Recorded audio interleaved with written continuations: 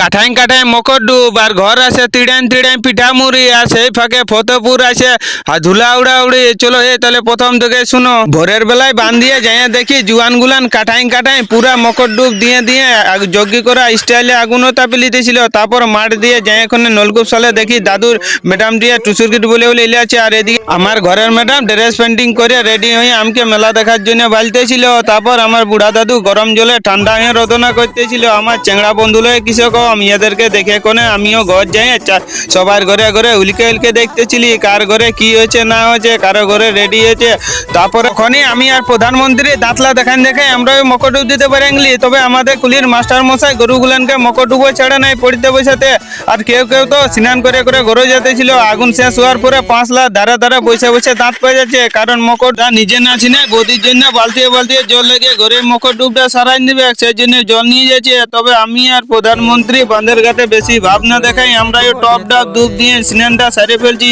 তারপর প্রধানমন্ত্রী আমার মায়ের টিনে আছে বেগুন কাটা ট্রেনিং নিতেছিল। আমাদের ছোট নুনু পার্সেলটাকে আনবক্সিং করে এখানে বাইর করে দেখছি একটা মুরগি ওটা দিয়েছে। ই তো কান মাথা ফেলাই কোনে পুরা জমছে। তখন আমি আমার বাপের হোটেলে বসে বসে ঘুগনি মুড়িটা তিড়েন তিড়েন পুরা মারতেছিলি।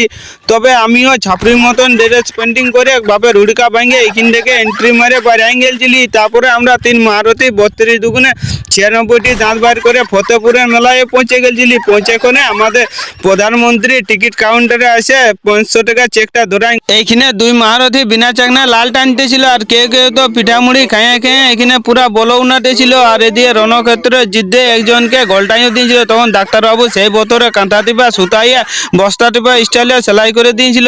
আর কমিটিম্যান 200 টাকা পেছনে রেখে আগে দিয়ে গীত বলতেছিল। তবে সাথে তো বলে মুরগি ডালের মতন সবগুলানকে পেট কলটে সবলাকে একসাথে গুটাই রেখেছিল। তারপরে আমি আর আমার থুবড়া পাটনালা ফতেপুরের ড্যামের আড় মাপতে যেতেছিলি। আমি তো একাই পাচ্ছি না, তখন মুরগি ডালের মতন পেছনটা সবগুলানকে গুটাই গুটাই মাপতেছিলি, একাই কি পারা। তবে আমাদের প্রধানমন্ত্রীকে এচকা করলে টুকু সাদা খাওয়ায় মেলা দিয়ে আসে দেখি আরো বেশি মেলা জমে গেছে। তখন কেউ কেউ তো ব্যাঙের মতন তিড়েন তিড়েন ছিল আর কেউ কেউ পেঁচু ঘষড়া দিয়ে নামতেছিল।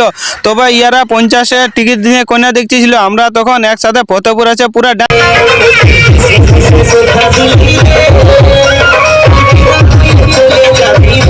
নাপেন্দি পুরুলিয়া গানে নাচে এখানে এখানে আগ জুড়ে আসে আঁক লিতেছিলি। তারপরে পাতা পাড়া স্টাইলে বাঁশ কিলে আঁকগুলেনকে ফাড়ে ফাড়ে পুরা চচাই মারতেছিলি। তারপরে সেই তখন সবাই মধুমাছির মতন ভিড়কে ভাড়কে কেউ কেউ ঘরে যেতেছিল। তখন আমরা হাওড়া ব্রিজের ঠান্ডা হাওয়া খাইয়া খাইয়া পৌঁছে গেছিলি একদম চৈনপুরের কুলির মুড়া। চৈনপুর ঘর আসে এখানে দেখছি আমার মাই পোস্টমর্টম করে হাঁস বানান দিয়েছিল। তখন আমিও ঠান্ডায় গরম গরম হাঁসের মাংস ছিঁড়ে ছিঁড়ে পুরা মারতেছিলি। ভিডিওটা এই তো কই বন্ধুরা, ঠান্ডা ঠান্ডা হাঁসের মাংস ভালোই লাগছে তাহলে।